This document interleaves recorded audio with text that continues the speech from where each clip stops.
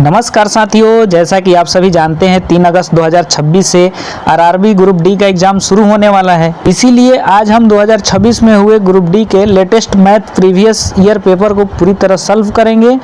इस पेपर के सभी 25 प्रश्न हल करेंगे, साथ ही समझेंगे कि कम से कम समय में और कम से कम लिखकर सवालों को कैसे जल्दी सॉल्व किया जाए। हमारा लक्ष्य रहेगा कि 25 प्रश्न लगभग 20 मिनट में पूरी कर सकें। और वीडियो के अंत में मैं आपको यह भी बताऊंगा कि एग्जाम हॉल में किस प्रकार के प्रश्नों को स्किप करना चाहिए ताकि आपका समय बचे और पूरा पेपर अच्छे से अटेम्प्ट हो सके। वीडियो को अंत तक जरूर देखिए। चलिए बिना समय गंवाए शुरू करते हैं। साथियों, ये जो पेपर है 8/1/2026 के सेकंड शिफ्ट में पूछा गया था। देखिए, पहला नियम यहीं से स्टार्ट होता है कि कोई भी प्रश्न को आप अच्छे से पढ़ें और उसको तोड़ तोड़ के पढ़ें। पहला प्रश्न है, किसी संख्या का 3/5वां भाग उस संख्या के आधे से 4 अधिक है तो वह कौन सी संख्या है। हमें बताना है कि यदि किसी संख्या का 3/5 भाग उस संख्या के आधे से 4 अधिक है तो संख्या बताना है। तो इसको हम सॉल्व करने के लिए भाई सबसे पहले देखिए यहाँ क्या लिखा है, 3/5वां भाग, यानी संख्या 1 होगा 3/5 और फिर कह रहा है उसी संख्या के आधा। आधा मीन्स होता है 1/2। तो हम क्या करेंगे, जो इसका हर रहेगा उसका एलसीएम ले लेंगे। तो एलसीएम 5 दूनी क्या हो जाएगा 10, यानी हम मान लेंगे कि संख्या जो है संख्या 10 है। तो क्या कह रहा है, किसी संख्या का 3/5 भाग, 3/5 भाग और उसी संख्या के आधा, उसी संख्या के आधा, हमने 10 माना है संख्या को, यानी 10 यूनिट माना है। तो उसी संख्या के आधा, आधा मीन्स 1/2 से 4 अधिक है, यानी इसका अंतर जो है, डिफरेंस जो है 4 है। तो हमें संख्या बताना है। हम यहाँ एलसीएम इसलिए लेते हैं ताकि ये 3/5 कह रहा है तो आसानी से कट जाए। तो 5 दूनी 10, यानी 1 6 हो गया, 1 2 5 10 हो गया, 1 5 हो गया बराबर 4, यानी 6 में से 5 गया 1, यानी 1 यूनिट का मान आ गया भाई मेरे, 1 यूनिट का मान आ गया 4। हमने टोटल संख्या कितना माना था 10 यूनिट, इसका एलसीएम 10 ही आया था। टोटल संख्या हमने माना था 10 यूनिट। तो 10 यूनिट का कितना हो जाएगा, यानी इधर भी 10 से गुना करेंगे तो इधर भी 10 से गुना करेंगे, यानी 10 चौका 40, यानी वो संख्या क्या है भाई मेरे 40। तो ऑप्शन नंबर बी आपका सही हो जाएगा। अगला प्रश्न कर रहा है दूसरा नंबर कि एक आदमी को प्रत्येक माह 1890 रुपये का वेतन प्राप्त होता है, यानी वो आदमी जो है प्रत्येक महीने 1890 रुपये की उसको सैलरी मिलती है। वो प्रत्येक माह में अपने वेतन का 30% बचत करता है, तो उसकी मासिक खर्च बताना है। तो भाई मेरे, जब वो 30% बचाता है तो खर्च कितना करता होगा 70% खर्च कर रहा है, यानी हमें 70% की वैल्यू बतानी है। हमें ये भी पता है कि जो हमारी आय होती है वो 100% होती है। आय हमारी कितनी होती है 100%। तो 100% आय है हमारा, तो यहाँ से आय कितना दिया हुआ है 1890 रुपया, यानी 100% की वैल्यू कितनी है 1890। तो हमें 70% की वैल्यू बतानी है। तो देखिए भाई, 1 0 से 1 0 कैंसिल हो गया, तो ये 10% की वैल्यू आ गई 189। हमें 70 की बताना है, यानी इधर हमें 7 से गुना करना पड़ेगा, तो इधर भी हम 7 से गुना करेंगे। अब यहाँ हम पूरी नहीं गुना करेंगे, यहाँ हम इकाई अंक पर चलेंगे। तो 9 7 कितना होता है 63, 63 के 3। देखेंगे कि हमारे ऑप्शन में किस में इकाई स्थान पे 3 है, तो ए नंबर ऑप्शन में इकाई स्थान पे 3 है। तो यही हमारा आंसर हो जाएगा ए नंबर 1323 रुपये। हमें पूरा गुना करने की जरूरत नहीं है, नहीं तो हमारा समय खराब होगा। अगला प्रश्न 3 नंबर कि एक वस्तु को 36% और 10% की 2 क्रमिक छूट, क्रमिक मीन्स होता है लगातार, कि 36% की छूट दिया और फिर 10% की छूट देने के बाद 7200 रुपये में बेच देता है, यानी ये विक्रय मूल्य है 7200 रुपया। तो विक्रय मूल्य क्या होता है, जो छूट के बाद जितना पैसा आता है वही विक्रय मूल्य होता है। तो वस्तु का अंकित मूल्य बताना है। भाई मेरे, किसी भी वस्तु का जो अंकित मूल्य होता है वो 100% होता है और छूट किस पे दिया जाता है, अंकित मूल्य पे दिया जाता है। तो कोई वस्तु का अंकित मूल्य 100% है और उस पर क्या किया वो कि 36% का छूट दे दिया। तो जब 36% का भाई मेरे छूट दे दिया तो कितने में बेच रहा होगा, जाहिर सी बात है कि जब 36% का इन्होंने छूट दे दिया तो 64% पे बेच रहा है। ठीक, तो 64% पे बेच रहा है। लेकिन और क्या कह रहा है कि एक और छूट दे रहा है 10% की, तो 10% की छूट दे रहा होगा तो कितने में बेच रहा होगा 90% में। तो 90 यहाँ परसेंटेज हटाएंगे तो 100 लगाएंगे। अब यहाँ इसलिए परसेंटेज नहीं लगाएंगे क्योंकि हमें अंकित मूल्य बताना है, और अंकित मूल्य कितना है 100%। तो 100% की वैल्यू इसमें भी परसेंट है तो इसमें भी परसेंट रहेगी। तो ये हमारा क्या निकल गया विक्रय मूल्य, और यहाँ से विक्रय मूल्य कितना दिया है 7200 रुपये, तो 7200 रुपये। ठीक, अब देखिए तो ये 1 0 से 1 0 कैंसिल हो गया, ये 9 8 72, यानी ये 80 आ गया। ठीक, अब इसको हम कटा देंगे 8 से 8 8 64, 8 10 में 80। फिर हम 4 से कटाएंगे तो 4 दूनी 8, ये 4 से 25, यानी भाई मेरे 2% की वैल्यू यहाँ आ गई। ये 10 गुना ये 25 इधर है तो इधर जाएगा तो गुना में हो गया, यानी 2% की वैल्यू इतनी आ गई। हमें 100% की वैल्यू बताना है क्योंकि अंकित मूल्य बताना है, तो इधर हम 50 से गुना करेंगे तभी 50 दूनी 100 होगा, तो इधर भी हमें 50 से गुना करना पड़ेगा। तो गुना करेंगे तो कितना होगा, 25 5 125 होता है, 2 गो ये 0, यानी 12,500, यानी ऑप्शन नंबर ए हमारा सही हो जाएगा। इसमें भी 50 से गुना करेंगे तो इसमें भी 50 से गुना करेंगे तो ये 100% बन जाएगा, यानी 100% की वैल्यू आ गई 12,500 रुपये, जो कि ऑप्शन नंबर ए सही होगा। चौथा प्रश्न कह रहा है भाई मेरे कि यदि दो संख्याओं का HCF यानी कि महत्तम 12 है और गुणनफल उसका 2160 है तो LCM बताना है। तो देखिए भाई मेरे, जब HCF दिया रहे या LCM दिया रहे तो कोई भी निकालना रहे तो डायरेक्ट हम HCF से उसको भाग कर देंगे, यानी LCM हो जाएगा जितनी संख्याओं का गुणनफल दिया हुआ है 2160 और HCF से दिया है तो उससे हम डायरेक्ट भाग दे देंगे, वही हमारा आंसर हो जाएगा। अगर LCM की जगह पर HCF भी निकालना रहता तो वहीं हम अपनाते, जितनी संख्याओं का गुणनफल दिया है उससे अगर यहाँ LCM दिया है तो LCM से भाग कर देते हैं।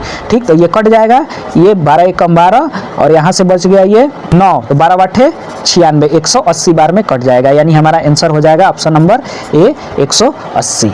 अब इसी तरह पांचवा प्रश्न कह रहा है भाई मेरे, एक कार 70 किलोमीटर की दूरी 60 किलोमीटर प्रति घंटा की चाल से, फिर 80 किलोमीटर की दूरी 80 किलोमीटर प्रति घंटा की चाल से और अंत में 50 किलोमीटर की दूरी 40 किलोमीटर प्रति आवर की चाल से तय करता है, तो पूरी यात्रा की औसत चाल बतानी है। भाई मेरे, ऐसे सवाल को सॉल्व करते समय सबसे पहले हमें ये ध्यान देना होता है कि सारे यूनिट सेम है कि नहीं, यानी इसमें भी किलोमीटर है तो इसमें भी किलोमीटर प्रति आवर है, इसमें भी किलोमीटर तो इसमें भी किलोमीटर प्रति आवर। सवाल को पढ़ते समय ही दिमाग में बैठा लेना है उसी समय अच्छे से कि जो सारे यूनिट है, मात्रा है वो एक समान है। ये नहीं कि 1 किलोमीटर में दे दे और चाल उसकी मीटर प्रति सेकंड में दे दे, तो फिर हमें उसको एक यूनिट बनानी रहेगी, नहीं तो ऐसे गलत हो जाएगा। तो इसमें सारी यूनिट सही है, किलोमीटर प्रति आवर किलोमीटर, तो हम इसको ऐसे सॉल्व करेंगे। तो औसत चाल, चाल बराबर क्या होता है कि चाल बराबर होता है दूरी बटा समय। तो दूरी कितना दिया हुआ है, दूरी यहाँ पहला दूरी दिया है 70 किलोमीटर, फिर दूसरा दूरी दिया है 80 किलोमीटर, फिर ये तीसरा दूरी दिया हुआ है 50 किलोमीटर। ठीक, अब बटे में समय, समय तो दिया नहीं है इसमें, तो समय का हमें पता है, समय हम कैसे ले आएंगे, तो समय का तो हमें पता है कि समय बराबर क्या होता है, समय बराबर होता है दूरी बटा चाल। तो दूरी ये क्या है 70, पहली कार इस स्पीड से जा रही है 70 किलोमीटर जा रही है 60 किलोमीटर प्रति आवर की स्पीड से, तो समय बराबर क्या हो जाएगा दूरी, दूरी यानी 70, अब बटे में उसकी चाल। ठीक, अब प्लस, अब दूसरी दूरी कितनी 80 किलोमीटर की दूरी तय कर रही है, कितनी की स्पीड से 80 किलोमीटर के, तो समय बराबर दूरी बटे चाल, यानी 80 बटे 80। उसी तरह फिर 50 किलोमीटर की ये दूरी जा रही है किस स्पीड से 40 kmph के स्पीड से, ये हो गया। औसत चाल बराबर यही हो ना, कुल दूरी बटा में कुल समय, तो कुल दूरी ये हो गई और कुल समय ये हो गया। अब देखिए ये 1 0 1 0 कैंसिल हो गया, ये तो 1 हो जाएगा दोनों कट के, और ये कट गया, यानी यहाँ हो जाएगा, इसको हम जोड़ेंगे तो कितना होगा भाई मेरे 8 7 15 15 5 20, यानी 200। ठीक, अब बाटा में ये हो गया 7 बटे 6 जोड़, ये तो कट के 80 80 1 हो गया, जोड़ 5 बटे 4। ठीक, अब इसको हम कैसे सॉल्व करेंगे भाई मेरे, ये 200, देखिए इसका एलसीएम 6 और 4 का एलसीएम कितना होगा 12 होगा। ठीक, तो 6 दूनी 12, तो ये 7 दूनी 14 हो जाएगा। ठीक, ये इसके नीचे 1 है तो 12 एकम 12, यहाँ 12 हो जाएगा, जोड़ ये कितना चरती हैं 12 यानी पचती हैं 15, यानी कितना हो जाएगा 200 गुना, ये देखिए 12 नीचे है तो 12 ऊपर चला जाएगा, अब बटा में इसको जोड़ेंगे कितना होगा 4 2 6 6 5 11, 1 1 2 1 3 1 4, यानी 2400, 12 दूनी 2400 बटे 41, ये हमारा आंसर हो जाएगा इतना किलोमीटर प्रति आवर। तो देखिए अब अभी यहाँ हमें छल कपट करने हैं, अब हम भाग नहीं देंगे, छल कपट करेंगे। देखिए ये 40 क्या है भाई मेरे, नीचे वाली संख्या जितनी बड़ी रहेगी ऊपर वाली मान उतना ही कम आएगा। जैसे कहूँ मैं, ये देखिए 12 बटा ये 3 है तो ये ऊपर वाली 4 आ गया, अब मैं नीचे वाली को देखिए बढ़ा रहा हूँ, ये 12 बटा मैं 4 कर रहा हूँ तो ऊपर कट के 3 आएगा, यानी नीचे वाली संख्या बढ़ रही है तो ऊपर वाली संख्या घट रही है। ठीक, तो इसी तरह अगर हम 41 न मानो, इसको माने कि ये 40 है लगभग, ये क्या है 40 है, ये 2400, मानो मैं 41 नहीं है, ये 40 है, तो ये कितने बार में कटेगा? 60 बार में कटेगा। अब ये थोड़ा सा ज़्यादा है, 40 के जगह पे क्या है? 41 है, यानी ये ज़्यादा वाला से हम थोड़ा सा ज़्यादा वाला से भाग देंगे तो ये 60 से थोड़ा सा कम हमारा आंसर आएगा। ठीक, समझ रहे हैं? ये थोड़ा सा ज़्यादा वाला से हम भाग देंगे तो ये थोड़ा सा कम आएगा। देखिए, ये ज़्यादा वाला हम बढ़ा रहे थे, नीचे बढ़ा रहे थे, ऊपर वाला कम हो रहा था ना, थोड़ा सा नीचे वाला इसको अगर हम बढ़ाएंगे 40 से अगर हम 41 करेंगे तो ऊपर वाला थोड़ा सा कम आएगा, यानी 60 है आंसर हमारा। तो यानी 60 के जो आसपास थोड़ा सा कम रहेगा वही हमारा उत्तर होगा। तो 60 के नज़दीक तो 50 बहुत ये डिफरेंस हो जा रहा है, ये तो होगा नहीं। ये 5, ये भी बहुत ज़्यादा डिफरेंस हो जा रहा है, ये भी 5 का, ये भी बहुत डिफरेंस हो रहा है। देखिए 60 के नज़दीक आसपास में सबसे 58.54 है, यानी हमारा आंसर यही हो जाएगा, ए नंबर। समझ रहे हैं? अब देखिए अगला प्रश्न। अगला प्रश्न कह रहा है भाई मेरे कि एक व्यक्ति एक खिलौना के अंकित मूल्य पर नगद भुगतान के लिए 10% की छूट देता है और फिर भी उसे 10% की लाभ हो जाता है, तो खिलौने का क्रय मूल्य बताना है। क्या बताना है? क्रय मूल्य, जिसका अंकित मूल्य 880 रुपया है। तो भाई मेरे अंकित मूल्य 880 रुपया है, ठीक, और छूट हम किस पे देते हैं? अंकित मूल्य पे। तो 10% की छूट दे रहा है तो बेच कितने में रहा होगा? 90% पे बेच रहा होगा। ठीक, ये क्या निकल गया? विक्रय मूल्य। हमें इसका क्रय मूल्य निकालना है, क्रय मूल्य।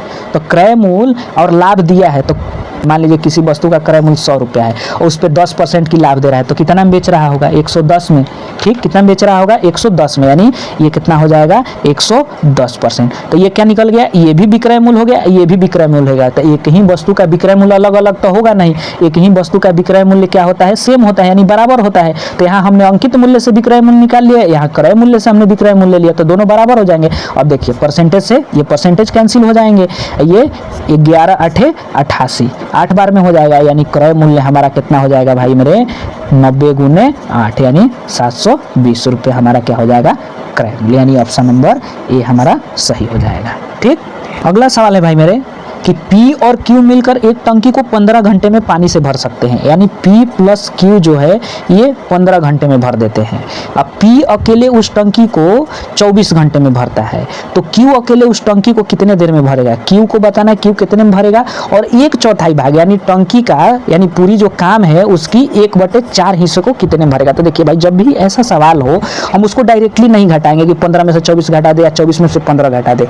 इसलिए नहीं घटाते हैं क्योंकि हमें नहीं पता है कि P की क्षमता कितनी है, Q की क्षमता कितनी है। हर आदमी की काम करने की क्षमता अलग अलग होती है, इसलिए हम उसको डायरेक्टली नहीं घटाते हैं। सबसे पहले हम क्षमता निकालते हैं। तो क्षमता निकालने के लिए हमें क्या करना पड़ेगा? टोटल काम निकालना पड़ेगा। तो टोटल काम कैसे निकलेगा? देखिए जो दोनों संख्याएं दिख रही है ना, इसको हम लोग लघुत्तम निकाल लेंगे। तो 15 और 24 का एलसीएम कितना हो जाएगा? 120 हो जाएगा। 15 8 120, 24 5 120, यानी टोटल ये जो काम हो गया, टोटल काम हो गया 120 यूनिट। ठीक, अब हम यहाँ से क्षमता निकाल देंगे। P प्लस Q जो है 15 घंटा में भर रहा है, तो 120 यूनिट काम को कितने घंटे में करेगा? तो 15 से भाग दे देंगे, यानी ये जो है 8 यूनिट प्रति घंटा के हिसाब से ये भरेगा। ठीक, P प्लस Q 8 घंटे यूनिट के हिसाब से भरेगा, और P जो है इसको 24 घंटा में भर रहा है, तो 120 यूनिट, तो 1 यूनिट करने में कितना लगेगा? 24 से भाग देंगे, 24 5 120, यानी 5 यूनिट प्रति घंटा, यानी इसकी भी क्षमता निकल गया कि P प्लस Q जो है 8 यूनिट प्रति घंटा के हिसाब से भर रहा है, और P जो है 5 यूनिट प्रति घंटा के हिसाब से भर रहा है। तो भाई मेरे, जब P का यहाँ क्षमता आ गया 5 और दोनों मिल के ये 8 में कर रहा है, तो जाहिर सी बात है Q का 3 होगा, तभी तो 5 और 3 दोनों मिल के 8 होंगे, यानी Q का निकल गया 3 क्षमता निकल गया 3 यूनिट प्रति घंटा। हमें अब ये नहीं बताना था, हमें बताना है उसका कितने देर में भरेगा। ये तो हमने क्षमता निकाला, और काम का कितना कर रहा है? काम का 1/4। टोटल काम भाई मेरे कितना है? टोटल काम 120 है, टोटल काम 120 यूनिट है, उसका 1/4, 1/4 यानी कि 1/4, तो 4 3 12, यानी टोटल काम हमें कितने करने हैं? 30 यूनिट, और ये 1 यूनिट 3 यूनिट प्रति घंटा के हिसाब से कर रहा है, तो कितना समय लगेगा? तो 3 दा हमें 30, यानी 10 घंटा लगेगा उसको। तभी तो 1 यूनिट में 10 घंटा, दूसरे यूनिट में 20 घंटा, तीसरे यूनिट में 30 घंटा, यानी 30 यूनिट की काम कितने देर में कर देगा वो? 10 घंटे में। तो हमारा आंसर हो जाएगा ऑप्शन नंबर ए। अब अगला प्रश्न है भाई, त्रिभुज ABC, कोई त्रिभुज है ABC, हमने ये त्रिभुज बना लिया। ठीक, त्रिभुज है ABC। अभी हम नाम नहीं देंगे क्योंकि हमें नहीं पता कि यहाँ A लिखना है, यहाँ B लिखना है, यहाँ C लिखना है। कह रहा है कि D पर BD जो है लंब है, AC पर लंब है, यानी मानते हैं हम कि ये A और ये C है, तो इसी पे लंब डाला हुआ है, तो ये हमने लंब डाल दिया है, तो ये D जो है ये लंब है, D लंब है। तो अब हम यहाँ क्या दे देंगे B, देखिए तो ABC त्रिभुज ABC हो गया, और D बिंदु लंब है, यानी BD लंब है किस पे, AC पे। ठीक, तो भाई मेरे जब लंब हम डालते हैं तो हमें पता है कि ये 90 डिग्री का कोण बनता है, जब लंब डालते हैं तो 90 डिग्री का कोण बनता है। ठीक, अब कोण DBC 21 डिग्री है। भाई मेरे यहाँ आपको पता है ना कि जो ये DBC लिखा हुआ है, तो जो लेटर बीच में रहता है वहीं कोण पड़ता है, वहीं हम लोग डिग्री लिखते हैं, यानी B बीच में है, तो ये B कितना हो जाएगा, देखिए D B और C, यानी इतनी दूर की बात हो रही है, इतनी दूर की बात हो रही है, तो हम कोण कहाँ डालेंगे, ये जो बीच में जो लेटर है ये यहाँ, ये कितना है, ये 21 डिग्री है। ठीक, अब कह रहा है कि E BC पर एक बिंदु इस प्रकार से है, ये BC पर E एक बिंदु है, कहीं भी मान लिए कि यहाँ E एक बिंदु है। ठीक, इस प्रकार से है कि कोण CAE, CA और E, यानी देखिए CAE, यानी ये ऐसे मिलेगा तभी तो होगा, CAE 27 डिग्री है, तो यहाँ देखिए A के जगह पे भाई दिया है ना, बीच में A है ना, यानी हम यहाँ 27 डिग्री देंगे। ठीक, इतने दूर में बात हो रही है, इसलिए हम टोटल को 27 डिग्री नहीं करेंगे, इतने दूर की बात हो रही है। ठीक, तो हमें बताना है कोण AEB, AE और B, हमें ये कोण बताना है। देखिए AEB, यानी हमें E बीच में है ना, यानी ये वाला हमें कोण बताना है कि ये वाला कोण कितना होगा। तो देखिए भाई मेरे, पहले आप इस वाले ट्रायंगल में देखिए, इस वाले में ये 21 डिग्री है और ये लंब पड़ा है तो ये 90 डिग्री है, तो हमें पता है कि तीनों कोणों का मान कितना होता है, 180 डिग्री होता है। तो भाई 21 और 90 मिल के कितना हो जाएगा, 21 जोड़ 90, ये मिल के हो जाएगा 9 2 ये 11, यानी ये 111 डिग्री, तो हाई दोनों मिलके 111 डिग्री हो गया। तो बाकी जो है हम बचेगा 180 में से घटाएंगे, तो ये हो जाएगा 180 में से घटाएंगे तो 69 डिग्री। अब देखिए हमें क्या बताना है, ये वाले मान बताना। तो भाई थोड़ा सा यहाँ गौर से देखिएगा, हम बना रहे हैं अलग, देखिए ये और ये। ठीक, इसका मान 27 डिग्री दिया हुआ है ए का, और इसका मान ये C हमने अभी निकाला 69 डिग्री। ठीक, और हमें ये कोण बताना है, यही कोण बताना है। तो भाई मेरे हम जानते हैं कि त्रिभुज के ये बाहरी कोण है, ये जो हम ये वाली त्रिभुज ले रहे हैं तो इसके ये बाह्यतम कोण है, तो त्रिभुज के बाह्यतम कोण का मान कितना होता है, त्रिभुज के विपरीत जो अंतः कोण, इसके उल्टा क्या है, ये कोण और ये कोण है, अंतः कोण यानी अंदर वाले कोण के योग के बराबर होता है। यानी किसी भी त्रिभुज के जो बाह्यतम कोण होते हैं, यानी ये बाहर वाले कोण होते हैं, उसके विपरीत अंतः कोण के योग के बराबर होते हैं। यानी कितना हो जाएगा, इस कोण का वैल्यू कितना हो जाएगा, अंतः कोण ये 27 जोड़िए 69 के बराबर हो जाएगा। ठीक, तो जोड़ दीजिए 9 7 16 अच्छा 2 8 1 9 96 डिग्री, यानी ऑप्शन नंबर डी 96 डिग्री हमारा सही आंसर हो जाएगा। ठीक, अब इसको सॉल्व करने हैं भाई मेरे, तो ये तो बहुत ही आसान है, तो आप सॉल्व कर ही लेंगे डायरेक्टली। हम देखिए 144 का वर्गमूल कितना होगा 12, गुने 49 का वर्गमूल कितना होगा 7, जोड़ 64 का वर्गमूल कितना होगा 8, गुने 25 का वर्गमूल कितना होगा 5, माइनस 100 का वर्गमूल कितना होगा 10, गुने 36 का वर्गमूल कितना होगा 6।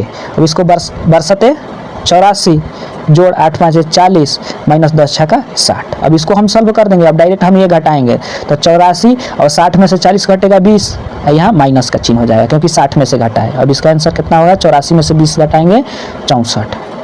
ठीक, यानी ऑप्शन नंबर ए 64।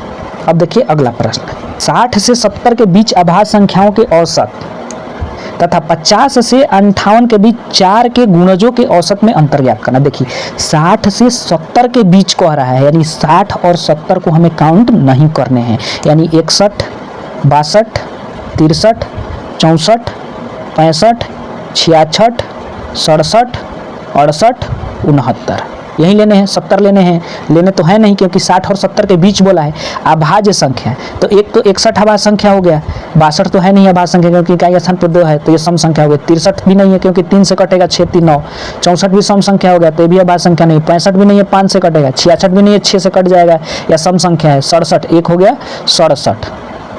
ठीक, ये 68 भी नहीं है सम संख्या, 69 भी नहीं है 9 6 15 यानी 2 को हो गया, 61 और 67। इसका हमें औसत ज्ञात करना है, तो औसत संख्याओं का योग आज इतनी संख्या है, 2 संख्या तो 2। तो देखिए हम इसको जोड़ के भागा नहीं देंगे, यही हमें छोटी छोटी चीज़ों पे ध्यान देनी है भाई मेरे। जब संख्या का लास्ट वाला अंक यानी दहाई वाला अंक बराबर रहता है तो हम उसका ज्यों के त्यों लिख देते हैं। 7 एक कितना होगा 8 होगा, 8 के आधा कितना होता है 4, यानी हमारा औसत कितना हो गया 64। एगो तो औसत निकाल दिए।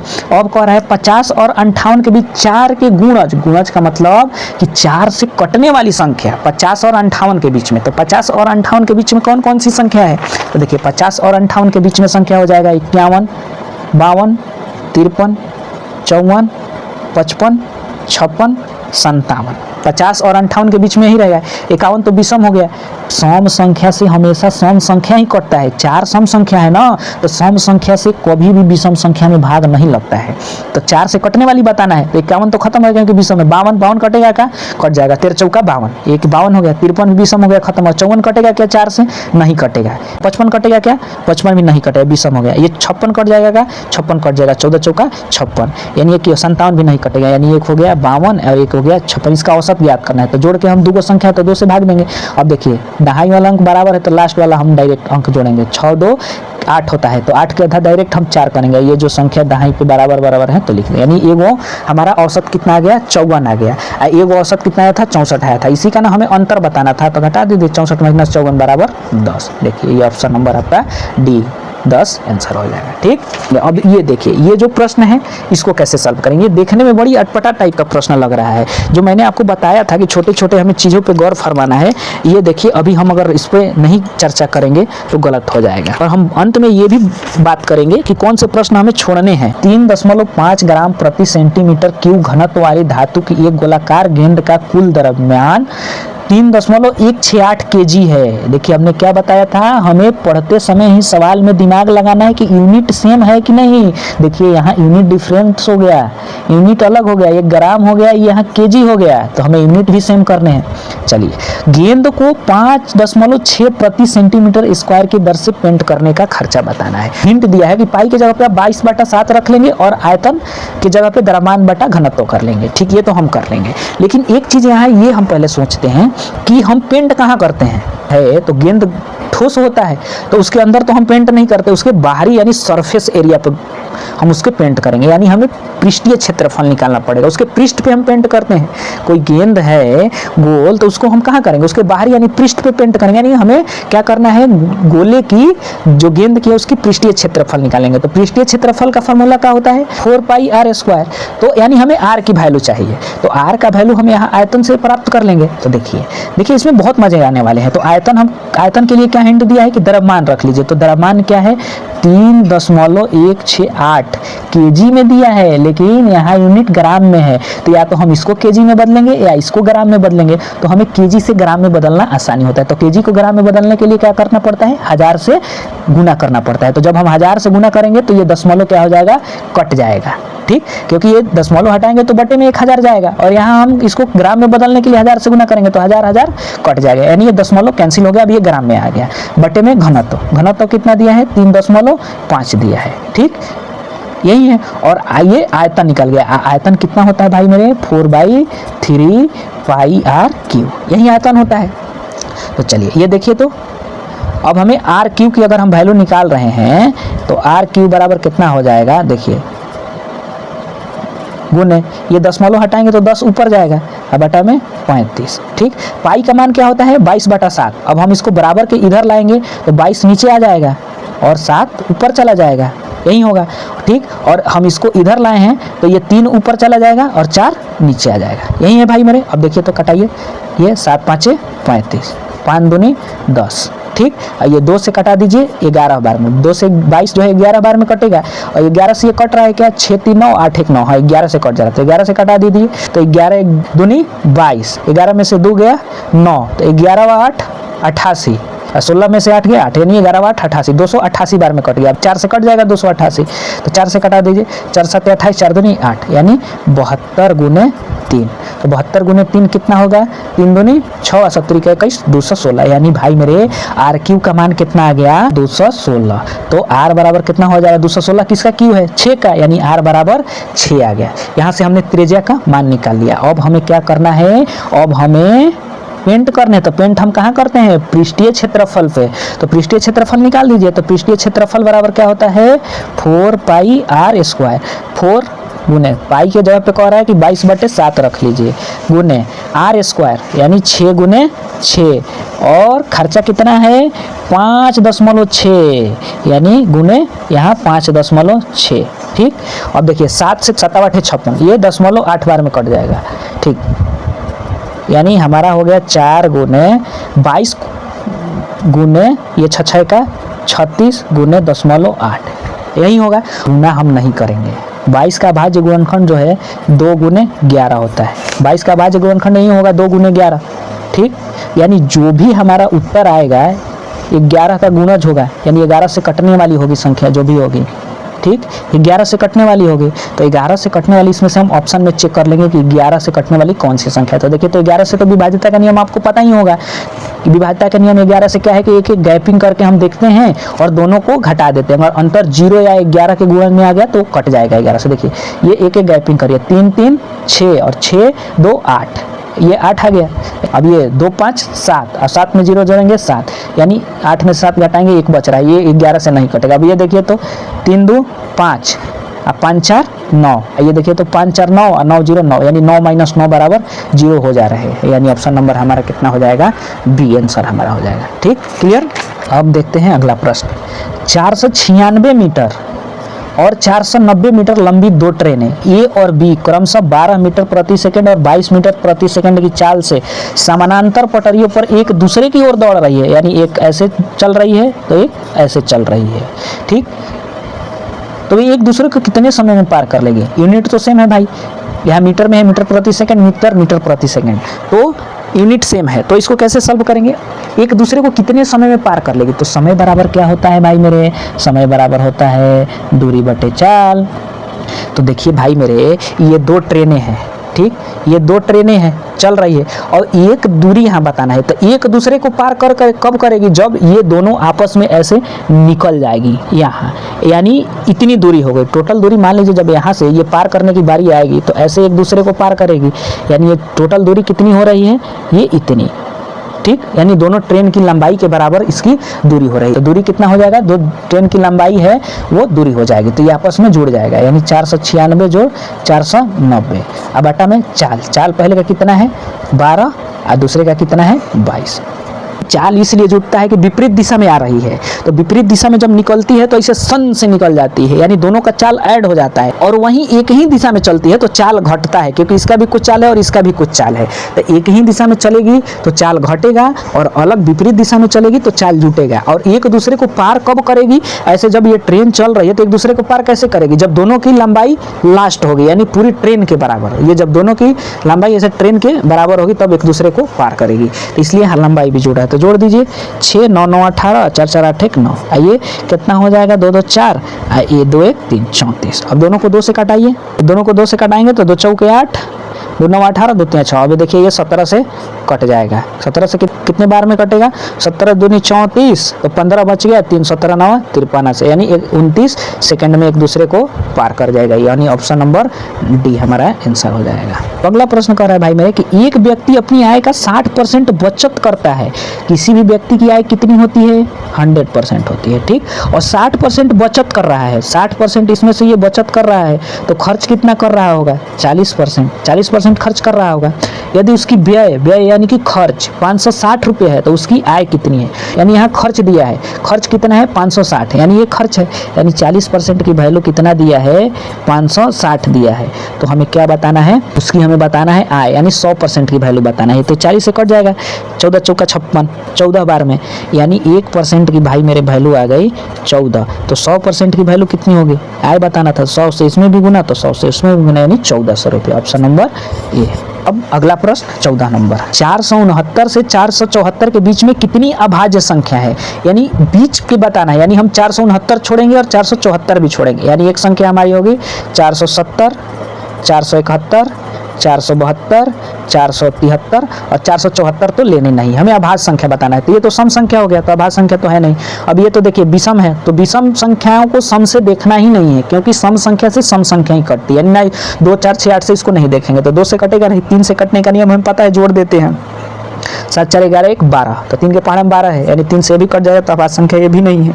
अब ये भी सम संख्या होगा तो इसमें भी नहीं देंगे। अब ये देखिए 3 से कट रहा है क्या, 7 4 11 और 11 3 14, 3 से भी नहीं कट रहा है, 5 से भी नहीं कटेगा क्योंकि 5 से कटने के लिए इकाई स्थान पर 0.5 चाहिए।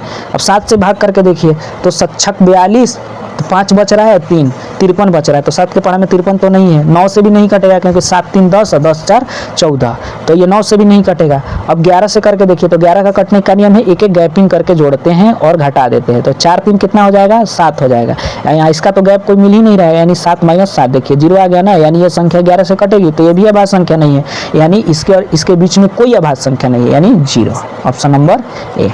भाई मेरे अभी तक आपने वीडियो को लाइक नहीं किया है तो एक लाइक कर दीजिए, और चैनल पे नए हो तो आप सब्सक्राइब कर दीजिए, क्योंकि अब इसी तरह का प्रैक्टिस सेट में प्रीवियस ईयर क्वेश्चन आप लोगों को प्रतिदिन मैं लाता रहूँगा और सॉल्व करवाता रहूँगा। क्योंकि इसमें देखिए अब समय हमारे पास उतना बचा नहीं है कि हम चैप्टर वाइज सॉल्व करें, और इसमें क्या है सारे चैप्टर हमें मिल जा रहे हैं, जितने टाइप के सवाल हैं उतने हमारा चैप्टर रिवीजन हो रहा है। चलिए अब देखते हैं अगला सवाल 15 नंबर।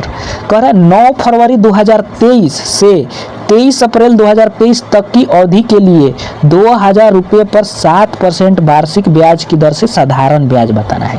भाई मेरे सबसे पहले हम सवाल को एक बार या 2 बार पढ़ते हैं, समझने की कोशिश करते हैं। अगर सवाल आप समझ लिए तो उसको आप सॉल्व कर लिए, सवाल ही आपको बताता है कि किस तरीके से हमें सॉल्व करना है। तो सवाल क्या कर रहा है कि 9 फरवरी 2023 से 23 फरवरी 2023 तक की अवधि, यानी समय दे दिया है कि इसके बीच की समय ले लीजिए, और यहाँ मूलधन दे दिया है 2000 पे, और यहाँ पे दर दे दिया है, और बताना है साधारण ब्याज बताइए। तो ब्याज साधारण ब्याज की फॉर्मूला क्या होता है, ब्याज बराबर मूलधन गुने समय गुने दर बटे में 100, यही होता है। तो देखिए भाई मेरे मूलधन तो हमें पता है कि 2000 है, गुने समय हमें निकालना पड़ेगा 9 फरवरी से 23 अप्रैल के बीच में कितने समय हो रहा है। तो देखिए इसमें क्या क्या है, फरवरी है प्लस मार्च है प्लस अप्रैल है, यही है 3 चीज। तो देखिए भाई मेरे ये सन 2023 दिया है, तो सन 2023 जो एक सामान्य ईयर है, यानी ये लीप वर्ष नहीं है। तो जब लीप वर्ष नहीं रहता तो फरवरी में कितने दिन होते हैं, 28 दिन होते हैं। तो 28 दिन में 9 फरवरी से शुरू कर रहा है, यानी 28 फरवरी से 9 दिन तो और खत्म हो गए, यानी यहाँ से बच रहे हैं 19 दिन, यानी फरवरी में 19 दिन का ब्याज लगेगा। अब मार्च में इतने दिन होते हैं, गिनना जानते हैं ना, देखिए ये 31 ये 30 ये 31 ये 30, जिनमें से फरवरी को हम 28 या 29 लेते हैं। तो जनवरी फरवरी मार्च, ये उठा रहेगा तो 31 और धसा रहेगा तो 30, और फरवरी का 28 या 29, तो जनवरी फरवरी मार्च, मार्च में 31 प्लस अप्रैल में 23 तारीख तक ना, अप्रैल में कहाँ तक 23 तारीख तक, तो 23 तारीख तक। तो ये कितना हो जाएगा 9 1 10 3 13, ये 3 2 5 1 6 1 7 73। ये 73 क्या है, दिन है, लेकिन सूद किस पे लग रहा है, वार्षिक 7% वार्षिक, यानी सूद किस पे लग रहा है, वर्ष पे। तो दिन को हमें वर्ष में बदलना है, तो दिन को हमें वर्ष में बदलने के लिए क्या करना पड़ता है, 365 या 366 से भाग देना पड़ता है। तो भाई मेरे ये क्या है 2023 से सामान्य ईयर है ना, यानी उसमें टोटल कितने होंगे 365 दिन होंगे। और 366 कब होते हैं, जब ये लीप वर्ष रहता है। तो लीप वर्ष नहीं है ना, आपको तो पता होगा लीप वर्ष कैसे दिए, देखिए जो भी ये साल दिया है उसमें 4 से अगर भाग लग जाता है तो उसको हम लोग लीप वर्ष मानते हैं, और 4 से भागा नहीं लगता तो लीप वर्ष नहीं होता है, वो सामान्य वर्ष होता है, यानी उसमें 365 दिन ही होते हैं। तो ये कितना हो जाएगा 73/365, कट जाएगा 73 5 365, यानी 1/5 साल। तो देखिए समय कितना आ गया 1/5 साल, गुने दर, दर कितना दिया है 7 और बटा में 100। ये देखिए 2 0 से ये 2 0 कैंसिल हो गया, ये 5 चौका 20, यानी 4 गुने 7, यानी 7 चौक 28। हमारा ब्याज कितना होगा 28 रुपया। ठीक, ऑप्शन नंबर ए। अगला प्रश्न, एक चुनाव में कुल मतदाताओं में से 60% ने मतदान किया। कुल मतदाता कौन होते हैं, जितने वोटर लिस्ट में नाम रहता है। तो जरूरी नहीं है कि जितना आपके गांव में वोटर लिस्ट में नाम है उतने ही आदमी वोट देने जाएगा, कुछ कमे लोग जाता है। तो वही कर रहा है कि कुल मतदाताओं में से, यानी वोटर लिस्ट में जितना नाम है उसमें से 60% लोग वोट किए, इनमें से 75% 60% में से, यानी जितने लोग वोट देने गए उनमें से 75% ने ए को वोट दिया, ए उम्मीदवार को, और शेष ने बी उम्मीदवार को वोट दिया। यदि बी को 75 से वोट मिले तो पंजीकृत मतदाताओं की कुल संख्या कितनी, यानी वोटर लिस्ट में आपके कुल कितने लोग हैं। तो भाई मेरे टोटल जो मतदाता होते हैं वोटर लिस्ट में जो टोटल होते हैं वो कितने होते हैं 100% होते हैं। ठीक, कितने होते हैं 100% होते हैं। 100% में से कितना वोट देने गए हैं लोग 60% वोट देने गए हैं, यानी टोटल लोग कितने गए हैं 60% लोग वोट देने गए हैं। इसमें से 60% वोट में से क्या किए हैं कि 75% ए को वोट दिया है, 75% ए को वोट दिया है। तो बी का वोट कितना देगा, जाहिर सी बात है भाई मेरे जितना बचेगा वही लोग बी को वोट देगा, यानी 25% लोग वोट दिया है बी को। तो बी को 25% वोट किसे का, जितना लोग वोट देने जाएंगे उतना ही ना, यानी 60% लोग गए हैं वोट देने तो उसी का ना 25%, यानी 60% का 25%, तो 25% को परसेंटेज हटाएंगे तो इतना, यानी बी को इतना वोट मिला है। तो बी को इतना वोट मिला है तो बी को कितना वोट मिला है 7500, यानी इतना का वैल्यू किसके बराबर है 7500 का। इसको कटा दीजिए, 25 चौका 100 है, ये 1 0 से 1 0 कट गया है। इसको कटा दीजिए 3 से, तो 3 दूनी 6 और 3 से 25, 2% की वैल्यू आ गई 2.5 गुने 4। और हमें कितना बताना है, पंजीकृत मतदाताओं की कुल संख्या, यानी हमें 100% की वैल्यू बताना है। तो 100% की वैल्यू कैसे आएगी, जब इसमें भी 50 से गुना करेंगे तो ना 50 दूनी 100, तो इसमें भी हमें 50 से गुना करना पड़ेगा, यानी कितना हो जाएगा, देखिए ये 2 0 तो 2 0, 25 चौका 100 और 100 5 500, यानी 50,000, यानी ऑप्शन नंबर सी। देखिए भाई मेरे अगला प्रश्न, 8 बरस पहले अमन की आयु और रिया की आयु का अनुपात 4:3 था। अब से 8 बरस बाद उनकी आयु का अनुपात 5:4 होगा। अमन की वर्तमान आयु बताना है। तो देखिए इसको कैसे सॉल्व करें। एक तो दिया है 8 बरस पहले, तो 8 बरस पहले अमन है और रिया है, तो 8 बरस पहले अमन और रिया का अनुपात कितना है 4:3। और एक दिया है 8 बरस बाद, 8 बरस बाद इनकी आयु का अनुपात कितना हो रहा है 5:4। तो ये भाई कितने का डिफरेंस हो रहा है, यानी कितने बढ़ रहा है, कितने की बढ़ोतरी हो रहा है, 4 1 5 3 1 4, एक का बढ़ोतरी हो रहा है। और यहाँ कितने का बढ़ोतरी हो रहा है, 8 बरस पहले से 8 बरस बाद तक 16 बरस का। अभी मान लीजिए अभी यहाँ 0 है, तो इधर से 8 बरस पहले 8 बरस बाद 16 साल का बढ़ोतरी हो रहा है, यानी 16 बरस का यहाँ बढ़ोतरी हो रहा है। यहाँ से 1 बरस का बढ़ोतरी हो रहा है, यानी भाई मेरे 1 यूनिट का मान कितना दिया है, 1 यूनिट का मान दिया है 16 बरस। ठीक, 1 यूनिट का मान कितना दिया है 16 बरस। जब डिफरेंस समान आ जाए ना भाई, तो इसी को हम लोग यूनिट मान लेते हैं, यानी यहाँ से डिफरेंस यानी बढ़ोतरी यहाँ से समान आ गई अनुपात का, तो वहीं हम लोग यूनिट मान लेते हैं। 1 यूनिट की मान 16 आ गई, तो अमन का बताना है। तो ये दोनों में से अनुपात में से किसी में बैठा लीजिए। तो अमन का मान लीजिए हम यहीं से बैठा रहे हैं, तो 4 यूनिट, तो 4 यूनिट का मान कितना हो जाएगा भाई मेरे, 4 से इधर भी गुना करेंगे तो इधर भी 4 से गुना करेगा, यानी 16 चौका 64 बरस। तो 64 बरस ये वाला हम लिए है ना, तो ये वाला उम्र क्या है 8 बरस पहले का है ना, हमें वर्तमान बताना है। तो 8 बरस पहले का है तो वर्तमान, यानी 8 बरस इसमें और जोड़ना पड़ेगा तब ना अभी क्या निकलेगा। तो 64 8 कितना हो जाएगा 72 बरस, यानी उसकी वर्तमान आयु कितनी है 72 वर्ष। Option number D. अगला प्रश्न है भाई मेरे, यदि a जोड़ 1/a बराबर 6 है तो a² प्लस 1/a² का मान ज्ञात कीजिए। एक चीज ध्यान दीजिए कि अगर यहाँ प्लस है तो इसके स्क्वायर में हमें 2 घटाना रहेगा, 2 क्या करना रहेगा घटाना रहेगा, यानी 6 का 36 माइनस 2 बराबर 34। अगर यहाँ माइनस रहता तो हम उसमें 2 जोड़ते। ठीक, तो इसका आंसर कितना हो जाएगा 34, ऑप्शन नंबर डी। ये घटाना है भाई मेरे, 6² माइनस 2 ये घटाना है, इस पर आप ध्यान न दीजिएगा, यानी 6 का 36 माइनस 2 बराबर 34। अगर यहाँ पे प्लस के जगह पे आ जाता कि a माइनस 1/a बराबर 6 है, तो a² माइनस 1/a² का मान बताइए, तो डायरेक्ट इसके स्क्वायर में से हम 2 जोड़ देते हैं। यहाँ जोड़ना, अगर यहाँ माइनस है तो जोड़ेंगे, प्लस है तो घटाएंगे, उल्टा करते हैं। ठीक, तो इसका आंसर हो जाता है 36 + 2 38 हो जाता है। ठीक, अगला प्रश्न, ये खुदरा विक्रेता खरीदारों के लिए किसी वस्तु पर निम्नलिखित छूट स्कीम प्रदान करता है। यानी एक दुकानदार जो है 4 तरीके का छूट दिया है। पहला छूट में दिया है कि आप 14% का 2 क्रमिक छूट ले लीजिए। दूसरा ऑफर लगाया है कि आप 22% की छूट ले लीजिए, उसके बाद 29% की छूट ले लीजिए।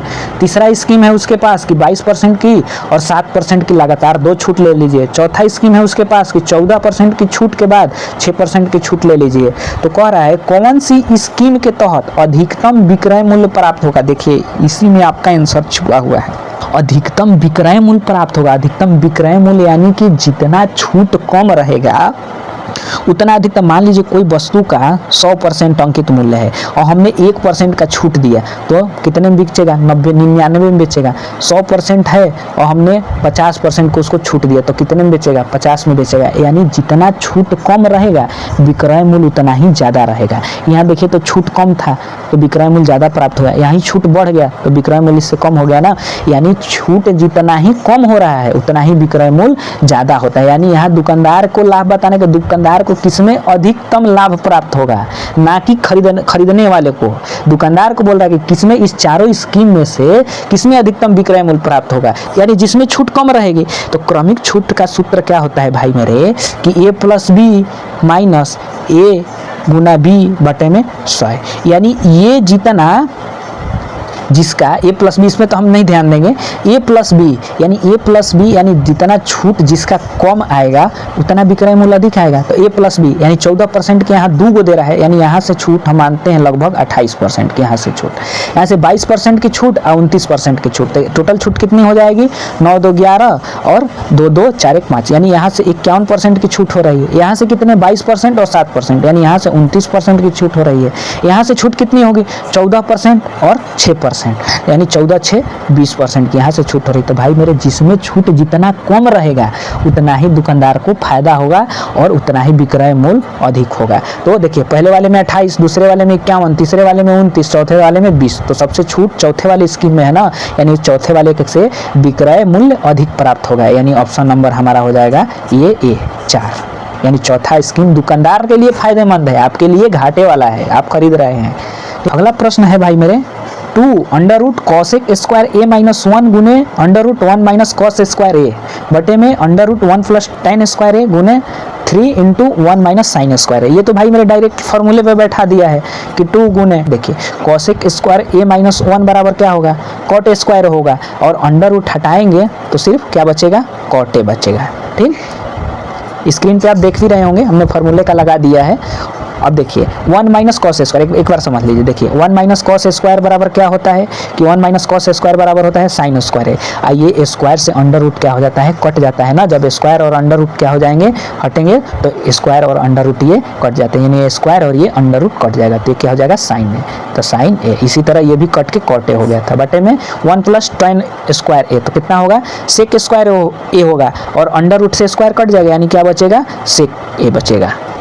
ठीक, और गुना ये 3 गुना 1 माइनस साइन स्क्वायर ए बराबर क्या होता है कॉस स्क्वायर ए, और कॉस स्क्वायर ए से स्क्वायर से अंडर रूट कट जाएगा, यानी क्या बचेगा कॉस ए बचेगा। ठीक, अब इसको सॉल्व कर दीजिए, ये 2 गुने कॉट ए बराबर क्या होता है भाई मेरे, कॉट ए बराबर होता है कॉस ए बटे साइन ए, ठीक, गुने ये साइन ए, बटे में सेक ए बराबर क्या होता है भाई मेरे 1 बाई कॉस ए गुना 3 गुना कॉस ए। देखिए तो भाई मेरे साइन ए से साइन ए कैंसिल हो गया, ये कॉस ए से कॉस ए कैंसिल हो गया, यानी क्या बच गया 2 गुना कॉस ए बटे में 3, यानी ऑप्शन नंबर ए। ठीक, अगला प्रश्न, किसी गोले का पृष्ठीय क्षेत्रफल 144 पाई वर्ग इकाई है, तो गोले की त्रिज्या बताइए। गोले का पृष्ठीय क्षेत्रफल क्या होता है भाई मेरे 4 पाई आर स्क्वायर, तो ये पृष्ठीय क्षेत्रफल की वैल्यू कितना दिया है 144 पाई। देखिए पाई से पाई कट गया, ये कितना हो जाएगा आर स्क्वायर बराबर 144 बटे 4, तो आर बराबर क्या हो जाएगा, ये स्क्वायर हटेगा तो इधर से अंडर रूट आ जाएगा, यानी 144 बटे 4, 144 12, इसका 12 हो जाएगा वर्गमूल, और ये 4 का 2, यानी 2 छक्के 12, यानी 6 इकाई, ऑप्शन नंबर ए। अगला प्रश्न है भाई मेरे, प्रेक्षणों इतना का समानांतर माध्य कितना होगा। समानांतर माध्य, माध्य मीन्स एज ए औसत, औसत हमें बताना है कि औसत कितना होगा। तो औसत क्या होता है, औसत होता है कि टोटल संख्याओं का योग और बटे में कुल संख्या, यानी हमें ये जितनी संख्याएं दी हुई है इसका योग निकालना पड़ेगा और बटे में कितनी संख्याएं हैं। तो टोटल कितनी संख्या है 1 2 3 4 5 6 7 8 9, टोटल 9, और इसको जोड़ना है। तो देखिए भाई हम टोटल संख्या नहीं जोड़ेंगे, हम क्या चलेंगे यूनिट डिजिट इकाई अंक पे चलेंगे, हम सिर्फ इकाई अंक जोड़ेंगे। तो देखिए 7 1 8, 8 2 10, 10 9 19, 19 के 9 हो गया यहाँ से इकाई अंक, फिर 9 2 11, 11 3 14, 14 6 20, इकाई अंक क्या आ गया 0 हो गया। अब 0 6 6 और 6 6 12, 12 यानी कि 2, यानी इकाई अंक पे क्या आएगा 2 आएगा। 9 को हम इधर लाएंगे तो यानी औसत गुना 9 बराबर यहाँ क्या आ जाएगा कुल संख्याओं का योग, यही आएगा ना। यहाँ क्या होता है ऊपर टोटल संख्याओं का योग होता है, हमें साम दंड भेद सब लगाने हैं, तो यहाँ योग आएगा। योग के इकाई स्थान पे कितना है 2 है, तो औसत इसमें दिया है, तो अब हम ऑप्शन से चलेंगे भाई मेरे, तो किस संख्या में हम 9 से गुना करेंगे कि उसके इकाई स्थान पे 2 आएगा। तो देखिए तो मान लीजिए हम निचले ऑप्शन चलते हैं, तो 0 से गुना करेंगे 9 में तो 2 आएगा क्या, नहीं। 6 में 9 से गुना करेंगे तो 9 6 54, यानी 4 आएगा इकाई स्थान पर, हमें 2 लाना है। 6 से 9 में गुना करेंगे 9 चौका 36, इकाई स्थान पर 6 आएगा, जो कि ये भी गलत है, 2 होना चाहिए। अब 8 से देखिए तो 8 9 72, यानी इकाई स्थान पर 2 आ गया ना, यानी हमारा ऑप्शन नंबर यही हो जाएगा, ये नंबर आंसर। कितना कम समय लगा। अगला प्रश्न है कि यदि x और 147 का मध्यानुपाती 63 है तो x का वैल्यू ज्ञात करना है। मध्यानुपाती बराबर होता है, मान लीजिए कोई a और b संख्या है, इसका हमें मध्यानुपाती ज्ञात करना है, तो मध्यानुपाती बराबर होगा √a गुना b। मध्यानुपाती का सूत्र होता है, मध्यानुपाती का सूत्र क्या होगा, √ab। तो मध्यानुपाती कितना दिया है, 63 बराबर √a यानी x गुने b 147। तो जब भाई मेरे ये अंडर रूट हटेगा तो इधर आके स्क्वायर हो जाएगा, तो इधर स्क्वायर होगा तो 63 गुने 63 बराबर x गुने 147। ठीक, अब ये देखिए तो 9 से कट रहेगा, 7 1 8 8 4 बार, 9 से तो नहीं कट रहा है लेकिन 3 से कट रहा है, तो 3 से कटा दीजिए, या 7 से भी कट जाएगा, 7 9 63, 7 दूनी 14, 7 एकम 7, तो 3 से कटाइए, 3 से कटाएंगे तो कितना होगा, 3 का 9, 3 7 21, आइए 7 से 7 9 63, यानी x बराबर भाई मेरे आ गया 3 गुने 9 यानी 9 3 27, यानी ऑप्शन नंबर सी, x की वैल्यू कितनी आ गई, 27। ठीक, अब देखिए अगला प्रश्न, यदि 241 केले 3 बंदरों में से 7/9, 3/2 और 2/5 के अनुपात में वितरित किए गए तो तीसरे बंदर को कितने केले मिले। जनरली अनुपात तो ऐसे ही रहता है, लेकिन ये अनुपात को बट्टे में दे दिया है, तो अब हम इसको कैसे सॉल्व करेंगे, यही है, पहले का ये, दूसरे का, तीसरे का। ठीक, तो देखिए सबसे पहले या तो आप इसका एलसीएम ले लीजिए, अगर नहीं ले पा रहे हैं एलसीएम तो डायरेक्ट जिसका लिखना है उसको बंद कर दीजिए, हर को हमने मूड दिया, क्या बचा, गुना कर दीजिए। देखिए 5 दूनी 10, 10 7 70, यानी पहले वाले का आ गया 70। ठीक, अब ये लीजिए, इसको लेना तो इसको बंद कर दीजिए, 9 5 45 और 45 यहाँ कितना हो जाएगा, 135, यहाँ 135 हो जाएगा। बात अब इसका निकाल रहे हैं तो इसको बंद कर दिए, 9 दूनी 18, 18 दूनी 36, यही अनुपात निकल गया भाई मेरे। अब अगर ये कटने वाला रहेगा तो कटा दीजिए, नहीं कटने वाला रहेगा तो नहीं कटा दीजिए, तो ये कटेगा नहीं, क्योंकि एक सम हो रहा है एक विषम हो रहा है, तीनों किसी संख्या से भाग लगेगा, 3 से भी नहीं कट रहा है, 7 से भी नहीं कटेगा, तीनों कटना चाहिए। यही अब क्या करें, तीसरे बंदर का बताना है, तो तीसरे बंदर का कितना हिस्सा मिलेगा, 36 कितने में से हिस्सा मिल रहा है, टोटल में से ना, तो टोटल ये जोड़ने पे कितना आएगा, देख जोड़िए, 6 5 11, 7 3 10, 3 13, 1 हासिल 14 के 4, 1 1 2, 241। तीसरे बंदर का ही हिस्सा होगा, कितने केले में से, 241 केले में से, तो गुने 241, 241 से कैंसिल हो गया, यानी 36 केला। तीसरे बंदर को क्या मिलेगा, 36 केले, यानी ऑप्शन नंबर ए। उम्मीद है भाई मेरे आज के सवाल आपको अच्छे लगे होंगे, और आप कमेंट में ये भी बताइएगा कि आपने किस आरआरबी जोन में भरा है ग्रुप डी का। अगली वीडियो में हम लोग उसके तीसरे शिफ्ट को सॉल्व करेंगे, जो तीसरा शिफ्ट में पूछा गया था सवाल, उसको हम लोग सारे सवाल को सॉल्व करेंगे कि कैसे कैसे सवाल हैं। और जैसा कि मैं बता रहा था आप लोगों को कि वीडियो के अंत में स्ट्रेटजी बताऊंगा कि कौन से सवाल छोड़ने हैं। तो देखिए भाई मेरे कंप्यूटर के सामने हमारा पहला प्रश्न खुलता है, वहीं हमारा पहला प्रश्न ही डिसाइड कर देता है कि हमारा पेपर कैसा जाएगा। कहने का मतलब कि अगर उसमें आप नर्वस हो गए तो आपका पेपर जाहिर सी बात है कि खराब हो जाएगा, तो आपको नर्वस बिल्कुल भी नहीं है। और कौन से प्रश्न छोड़ने की बात आई, जैसे मान लीजिए मैं इस प्रश्न को सॉल्व कर रहा हूं और ये प्रश्न सॉल्व करते समय मैं जानता हूं इसको और देखता हूं कि मैं ये जोड़ रहा हूं, मैंने एक बार ट्राई किया, आंसर हमारा नहीं आ रहा है, दूसरी बार ट्राई किया फिर भी नहीं आंसर आ रहा है, तो हमें भाई मेरे वो सवाल को वहीं पे स्किप कर देना है, उसको नहीं करना है। अब दूसरी सवाल करना है, उसको हम बाद में देखेंगे, क्योंकि हमें आ रहा है फिर भी हम उसको छोड़ेंगे। इसलिए छोड़ेंगे भाई मेरे कि वो ज़्यादा हमारा टाइम लॉस करेगा, 2 बार गलत हो चुका है, हो सकता है कि तीसरी बार भी नहीं आए और हमारे ऊपर प्रेशर बढ़ता जाएगा। इसलिए हम उस प्रश्न को स्किप कर देंगे और अगले प्रश्न की तरफ बढ़ जाएंगे। और अगली वीडियो में हम ये भी जानने की कोशिश करेंगे, हम जानते हैं उस प्रश्न को और कैसे हम प्रश्न को गलती कर देते हैं, जानते हुए प्रश्न को कैसे गलती कर देते हैं। बस आज के लिए इतना ही। अगर वीडियो पसंद आया होगा, भाई की मेहनत पसंद आई होगी, तो एक लाइक ज़रूर करिएगा, और चैनल पे आप नए हैं तो सब्सक्राइब कर दीजिए, क्योंकि मैं इसी तरह का वीडियो आप लोगों के लिए लाता रहूँगा और साथ मिलके हम लोग तैयारी करेंगे और कोशिश रहेगी कि इस बार एक नौकरी हमार। तो इजाज़त दीजिए, मिलेंगे फिर अगली क्लास में, तब तक चैनल को सब्सक्राइब कर दीजिए, एक लाइक कर दीजिए। धन्यवाद।